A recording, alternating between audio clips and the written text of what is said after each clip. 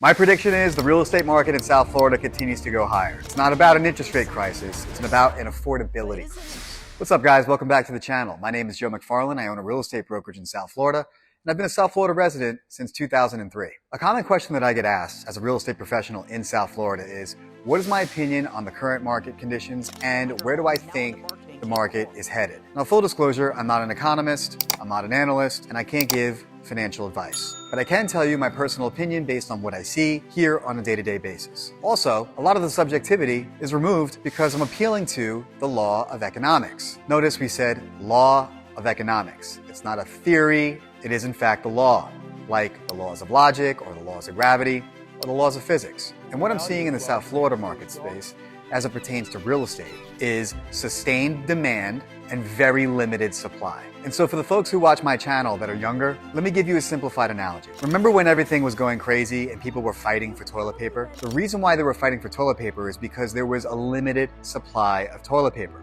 So when there's very little of a particular product, the inventory or the supply is low, the demand is sustained, meaning people need it, they want it, and so they're willing to pay more money for it, or they're willing to fight for it when it becomes readily available. So when the demand is high or sustained, and the supply is low or limited, prices will be supported, and in many cases, prices will go higher. And that's exactly what we're seeing across the country, and that's certainly what we're seeing in South Florida. There's many reasons why people choose to move here. Beautiful weather, beautiful beaches, affluent, safe lifestyle, conservative politics, constitutional rights and freedoms, lower taxes, and the list goes on. And so even though interest rates have gone up, yes, that has slowed some of the ambition from the buyer pool, but that has not stopped cash buyers from coming in and buying property anyway. In fact, if you're a cash buyer, the only relevance that a rising interest rate has for you is that your competition probably just jumped off the field and back onto the fence because they can no longer afford a monthly payment at a rate that's that high. So now you, the cash buyer, are just competing against other cash buyers for the same property, which means less competition. And since the inventory is limited, the prices are sustained and in many cases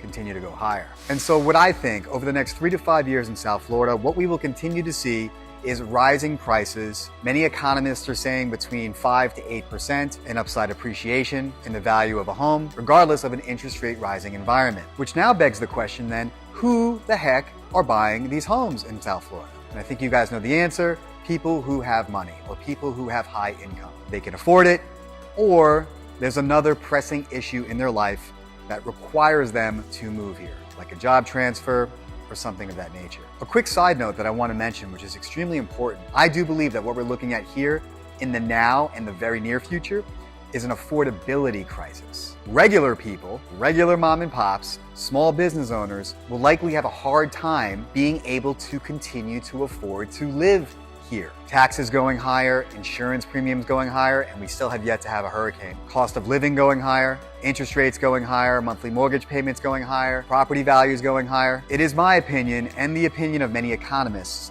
that what South Florida may become in the next 20 to 35 years will be like the Hamptons out in Long Island, New York. It's what's known as the Hamptons effect. Once upon a time, not long ago, the Hamptons was a blue-collar community, and for the most part, to live there was very affordable. Well, as the rich folks from New York City discovered the Hamptons, they went out there and they bought up all the real estate. And now today, to get into the Hamptons, you're paying well over $1 million to live there, and it's a residential community for New York's elite. My advice to you is that if you're considering moving to South Florida, first ask yourself this very important question. Why? Why do you want to be here? Why do you need to be here? The second question is, can we afford it? And the second question is actually easier, because if you can afford it, go ahead and check the box. But before you pull the trigger, double check with your spouse and ask them, honey, is this your dream home where we are now? And if they say no and they're open to the opportunity to moving somewhere else where it's warm and toasty near the beach, well then South Florida is probably for you. And then I would encourage you to go ahead and make the leap, because you can afford it, you want it, you need it, and it's very likely that the prices now will be lower than later on. If you're one of those people, I'd love to be able to help you. My information is below. Many blessings.